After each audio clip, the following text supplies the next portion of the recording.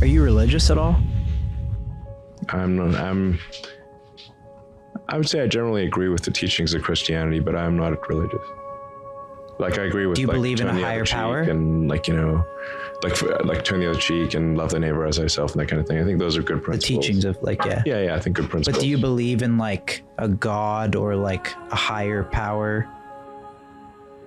Well, something created the universe, or the universe is here. How did it come to be? You could say whatever caused the universe to come to be is God, or gods, depending on your view. I don't know. I think as a philosophy that I think makes sense is to go out there and to expand consciousness so that we're better able to answer the questions of like, what is the meaning of life? What is the nature of the universe?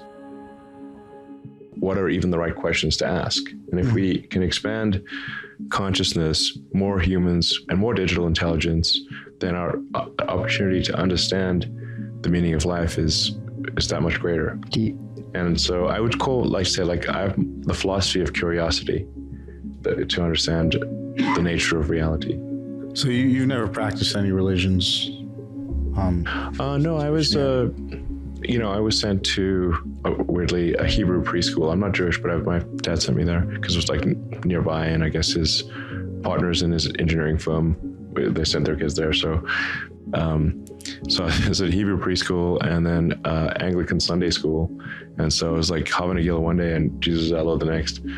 But I would say that I've never been particularly religious. Do you have an answer for what the meaning of life is? What your meaning of life is?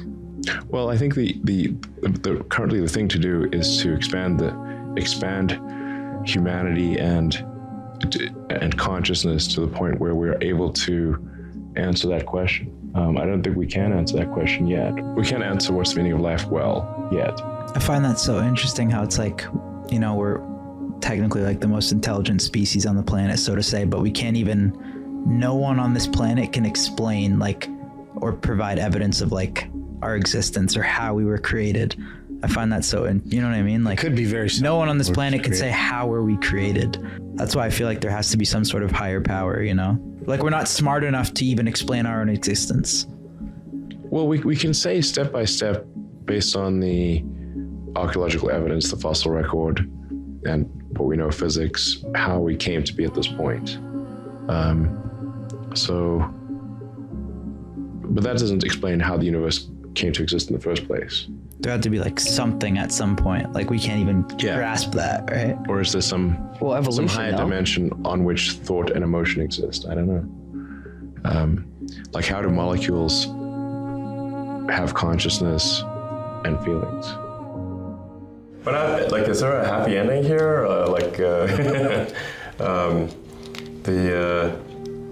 Revelations Part 2, the happy ending? Well, if there's a really good book you think everyone should read because it would be in the back of the Bible. Everyone should read this book. Yeah. How many people have actually read the Bible? Fewer than probably say they have, but... Oh, yeah. I mean... Do you have at one point, I when I was a kid, I had this existential crisis, and I was trying to figure out what's the meaning of life. And I was like, oh, it all means nothing. It's all... And I read, a whole bunch of religious books, including the Bible, and I'm like, there's a bunch of things in there they didn't teach you in Sunday school. Sodom and Gomorrah, dark. God sure changes his mind a lot from the Old Testament to the New Testament. I'm like, whoa, that's pretty vengeful in the Old Testament. What was the question? You get to pick a book to add to the Bible. Yeah. A book, The Hitchhiker's Guide to the Galaxy. Okay. Yeah, good it's pick. A great book. Yeah, it's a great book. And accept Jesus as your Lord and Savior. On the show. Personal Lord and Savior. It's a quick prayer. I mean, let's just say, I agree with the principles that Jesus advocated. There's great wisdom in the teachings of Jesus, and I agree with those teachings. And things like turn the other cheek are very important because, as opposed to an eye for an eye leaves everyone blind. So, forgiveness, is important, and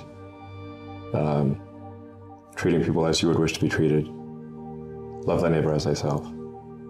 Very important. As Einstein would say, I believe in the God of Spinoza. But hey, if Jesus is saving people, I mean, I wouldn't stand in his way. I'll be sure, I'll be saved. Why not? Sweet, we did it. Yeah. I think you just said yes. We got him. All right. We got him. You got to be saved. Sounds good. You want to get baptized or anything? I was baptized. Oh, okay. Anglican, Yeah. Oh, yeah, he's done. They dunked me in the water when I was just a baby. Cool. This is like, Second? yeah. I even had whatever blood and body of Christ, which was kind of weird, if you're a little kid, you get to give you some weird tasting, biscuit and wine. Yeah. And I'm like, what the hell is this? I remember thinking that even at age 5.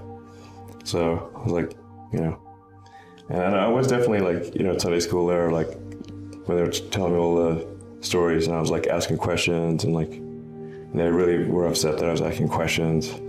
And I was like, how Jesus fed the crowd with 5 loaves of bread and 3 fish, and I'm like, how big was the crowd? And where did the fish and bread come from? Did from his cloak or something? Because I was reading books, and I was like, is this did they materialize? Did it come out I don't know. Where did it come from? How did it? Would you take a bite of the bread and the bread would just come back to being a full bread? Yeah, you look away and it's kind of pops back out. They left out the details. Where did the universe come from? Yeah. Yeah, I'm not saying I know all the answers here. I'm just, it's just Jesus was obviously very pro alcohol, because one of his miracles was turning water into wine. Yeah. And then it was they were having a party. They ran out of wine, and they're like, "Let's keep this bender going." Good stuff. Who can solve this problem? We're out of White Claws. Friggin' store's closed. Jesus is like, "I gotcha." Okay, water, now wine. And they're party on.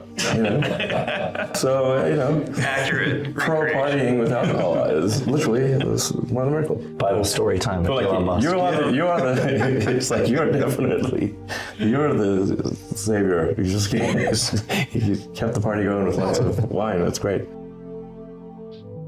I would say I generally agree with the teachings of Christianity, but I am not religious.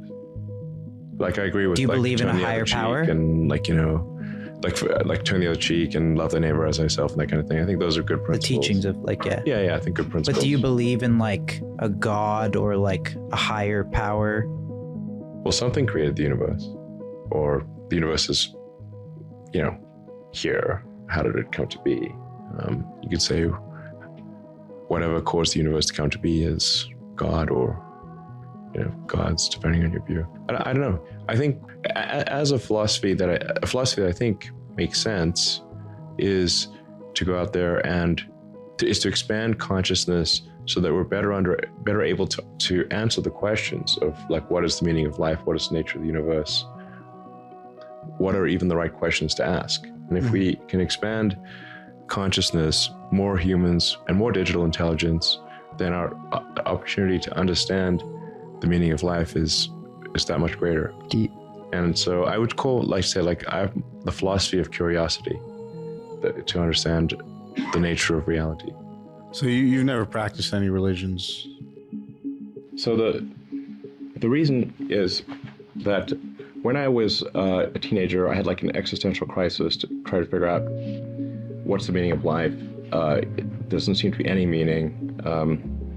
For me, at least, the religious texts, and I read all of them that I get my hands on, did not seem convincing. So then I'm like, okay.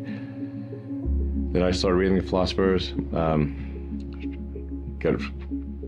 Be careful of reading German philosophers as a teenager. It's definitely not going to help with your depression. So reading Schopenhauer and Nietzsche, as an adult, it's much more manageable. But as a kid, you're like, whoa.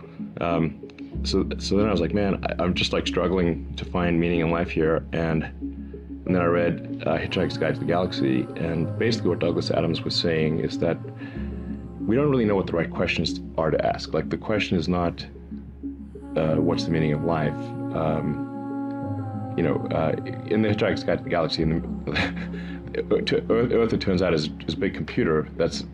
And its goal is to answer the question, what's the meaning of life? And Earth comes up with the answer 42. This is where the 42 number comes from. And 420 is just 10 times 42. Yeah.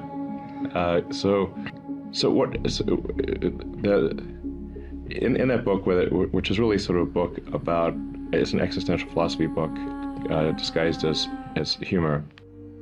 Do you have a spiritual life?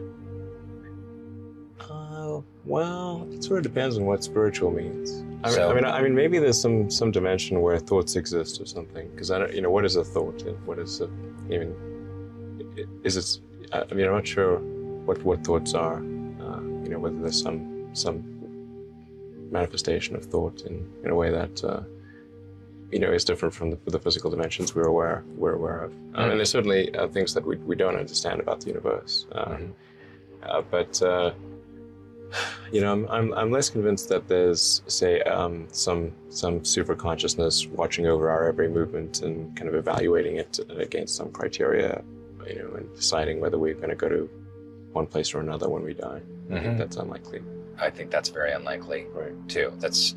I personally do believe in God, but I don't define God in that way. I would define God as closer to being like science, Right. or the energy, the laws that propel science, because science really quantifies.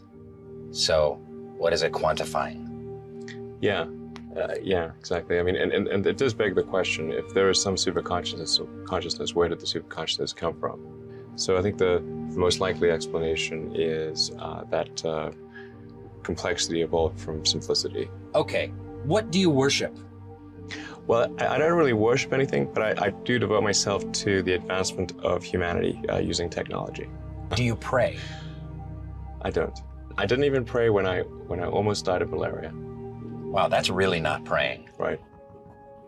So you put your money where your bug spray was. I had this existential crisis when I was a kid, and tried to figure out what's it all about, and none of the books I read seemed to actually have a good answer. So I read all the religious texts, and I read a bunch of philosophy books, and they're all quite depressing, particularly the Germans. Actually, when I read The Hitchhiker's Guide to the Galaxy, I thought, okay, this is a pretty good one. Just to sort of try to gain greater enlightenment over time. That seems like a good goal. Because we don't really know what the meaning of life is, or even really what the right questions are to ask. But if we can improve our understanding of the universe, then eventually we can figure out what the right question to ask is. If it's not meaning of life, it's something.